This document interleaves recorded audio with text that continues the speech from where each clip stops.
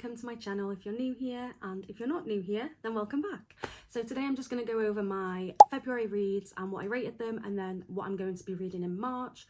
So February for me was quite a weird month. Like I felt like I made more time for gaming, like I play a lot of Dreamlight Valley and stuff like that on the Switch, so I feel like I'm just like made a bit more time for that sort of thing. So I only read 3 books in, well, 2.5 in February, so I'll just get into those and what they were. So the first book I read in February was Holding the Reins by Paisley Hope. This is a cowboy romance, cowboy small town romance, that sort of vibe, and it follows, I can't remember her name. Follows Cece Ashby, who moves back to her small town, and she is having troubles, I suppose. She's getting divorced and she's leaving her big city lifestyle, coming back to the ranch where she's from and navigating life that way. And she meets, well, she doesn't meet him, she's known him for a while, he's a family friend, Nash Carter, and there won't be any spoilers in this, so don't worry, but she meets Nash again, and when she was younger she never really liked him, and things occur and she begins to fall for him and he begins to fall for her, and it's a little bit of shouldn't do this, I shouldn't do that, we shouldn't fall for each other. I think he's her brother's best friend as well, he's like part of the family as well, so there is brother's best friend trope in there. The story just sort of unfolds following them, following their romance, following how things occur and how they get to the point where they get to, and it's a really cute book. It's a nice easy read. I always read cowboy romance or romance books in between fantasy books because I like them as like a palate cleanser. So I gave Holding the Reins 3.5 stars. I feel like, I don't know what it was, something just fell a little bit flat for me, and I don't even know what it was, to be honest. I just, do you know when you're rating, or for me anyway, it's kind of like if you get that feeling and you're just having the best time, and don't get me wrong, I really did enjoy it, but I did feel like there was just something that it needed something else. Although I did love Nash, I did love the dynamic, there was quite a bit of spice in there, so that was fun. But yeah, I gave it 3.5. Nothing to write home about or anything like that, but it was fun. It was a nice book to read, and I will read the next 2 books that are in this series. I think Training the Heart's already out, but I think it's Riding the High that's coming out soon. That's the 3rd book in the series. So I think they're all standalones, but they're interconnected. So I would probably read them in order, but you don't necessarily have to.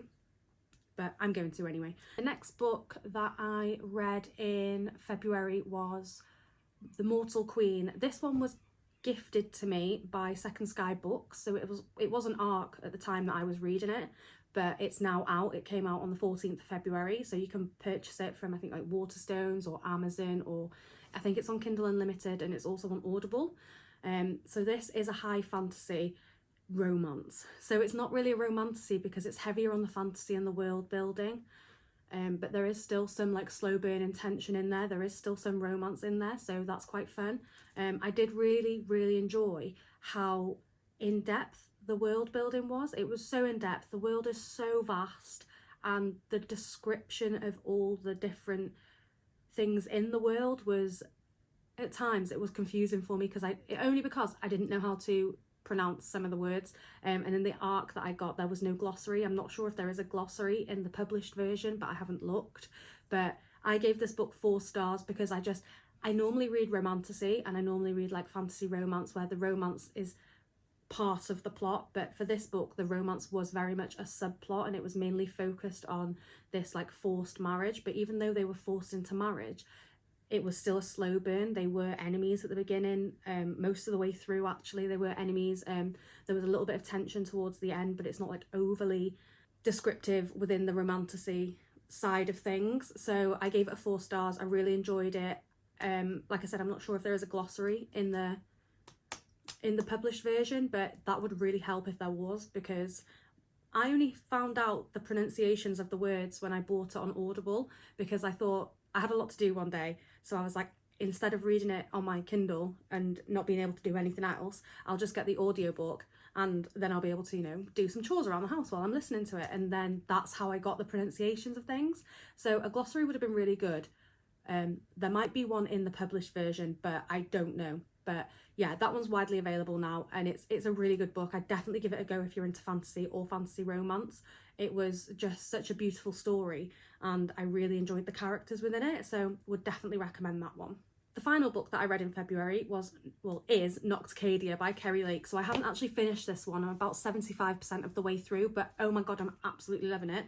A lot of people said they were weirded out because there's worms in it, but they're more like a parasite worm. So if you've got a fear of worms, I would say still give it a go, because they don't feature heavily in it. There's no like overly descriptive terms about the worms. It just mentions that they are black worms.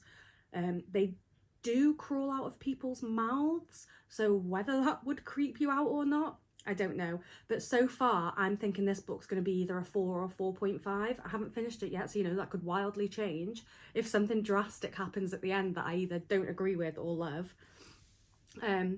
But yeah, I'm really enjoying it. I'm loving the dark side of the fantasy and the dark academia, and I'm loving the characters. The part that I'm in, the characters have just sort of, the spice has just started getting going, so that's exciting. And I think it's quite different to anything I've ever read. I've never read a Kerry Lake book before, but I think after reading this one, I definitely want to read, is it Anathema or Anathema? I don't know how to pronounce it, but I definitely want to read that one as well, because this one is just so good, and I'm really enjoying it. So yeah, those were the 3 books that 2.5 books that I read in February. Overall, book-wise, it was a good month. Like, I feel like I had a range of different ratings. I didn't have any DNFs, which was lovely. So I'll just go into now what I plan to read in March. If you keep seeing me doing this, it's because I'm turning my laptop on, because I cannot remember off the top of my head what I planned for my March TBR. Also, if you are a Pepsi Max girly or guy like me, if you've not tried the cream soda version, get on it. It's so good. Right, so the first book that I want to read in March, obviously I'm still finishing Nocticadia, but the first book I want to read is Fairy-Dale by Veronica Lancet. I've heard so many good things about this book. I've heard it's slow burn, I've heard it's tension, I've heard it's like, going back to slow burn, I've heard it's like agonising slow burn, which I love. And I've just heard that it's like a really unique story. So I really can't wait to get into this one. I think what's held me back is that it's like 800 pages. And sometimes I'm a slow reader, sometimes I'm like a medium to fast reader. It depends on where my brain is at on that particular day. But I'm really hoping that I love it. So I really want to get into that one. I don't know if I'm going to do it straight after Nocticadia. This list isn't in any sort of order, so I'm not going to read them in the order that I'm telling them, essentially, but these are just generally what I would like to read in March. So yeah, Fairy-Dale by Veronica Lancet is the first one. If you've read any of these as well, please let me know your thoughts and opinions on them, because I'd be very excited to know. The next book that I want to read in March is First Time Caller by B.K. Borison. So this one's actually a book club read for me. I'm not normally the sort of person that reads contemporary romance. I do like a cowboy romance, but I haven't really delved into contemporary romance.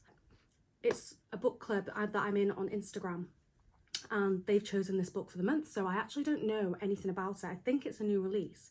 I got the sprayed edge version from the Works. Let me get it and show you. I got this one from the Works, and it's got these cool sprayed edges. Can you see that? Yes. There we go. And I thought that was pretty cute. It's got a nice cute cover, nice sprayed edge. On the back it says, Aidan Valentine has a secret. He's fallen out of love with love, which, as the host of Baltimore's romance hotline, Heartstrings, is a bit of a problem. When a young girl calls into the station asking for dating advice for her mother, Lucy, the interview goes viral, thrusting Aidan and Heartstrings into the limelight. Lucy Stone thought she was doing just fine, but with all of the Baltimore scrutinising her love life, or lack thereof, she begins to question whether she's happy as she thought. Maybe a little more romance wouldn't be such a bad thing. Everyone wants Lucy to find her happy ending, even the handsome, temperamental man calling the shots. But as sparks start to fly behind the scenes, Lucy must make the final call between a radio-sponsored happily ever after or the man in the headphones next to her. Sounds quite interesting, actually. I'm quite excited to read that one. That kind of makes sense now, but I did not know it was about that. So I'm quite excited to read that one. If you've already read it, again, please let me know what you thought. But yeah, that sounds pretty cool. So I'm excited to read that. Third book that I'm reading in March, again, is another book club read. This one's for a book club that I go to physically in person. It's in my town. And it's a fantasy romance book club based at like a cafe and plant shop called Botanical Babe Plants and Coffee. So we go every month. normal book club stuff and we read a fantasy romance book. But I think The Atlas 6 is a bit of a different sort of fantasy romance. I think it's quite sci-fi. So I've heard a lot of things about it. It's by Olivia Blake. So I'm excited to read that one. It wasn't even on my TBR, it wasn't on my radar. I've seen a few things about it on TikTok, but I'd never thought to actually pick it up. So I suppose that's the good thing about book clubs, is that they push you to read things that you possibly might think, I'm not really interested in that. But you never know. I've heard actually really good reviews about it, so I'm quite excited to read it. But I just really didn't have on my radar. So yeah, like I said, I'm just excited to get into that one. And then next we have 2 from the same series, and it is book number 4 and book number 5, and they are Crown of Midnight by Sarah J Maas and Heir of Fire by Sarah J Maas from the Throne of Glass series. So I started reading Throne of Glass in January, and I really thought that I'd be like on Kingdom of Ash by now. How wrong was I? Properly overestimated myself there, but I'm going into Crown of Midnight now. I did start Crown of Midnight in January, but I stopped and took a pause to read Onyx Storm, and then after Onyx Storm I read Holden Rains, Mortal Queen, and then I had to read Nox Cadia for my book club. So that's where we're at with that. If you follow me on TikTok, I'm going to post a Throne of Glass update this week about where I'm at, what I'm feeling, all that good stuff. So if you wanted to see that, then I'll leave my book club link, book talk link, and you can follow me there if you like.